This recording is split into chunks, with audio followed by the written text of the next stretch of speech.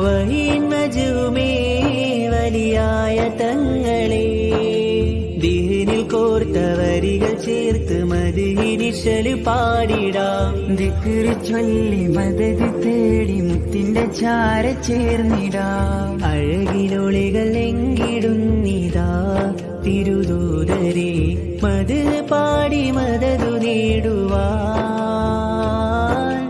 ഇഷ്കിലായി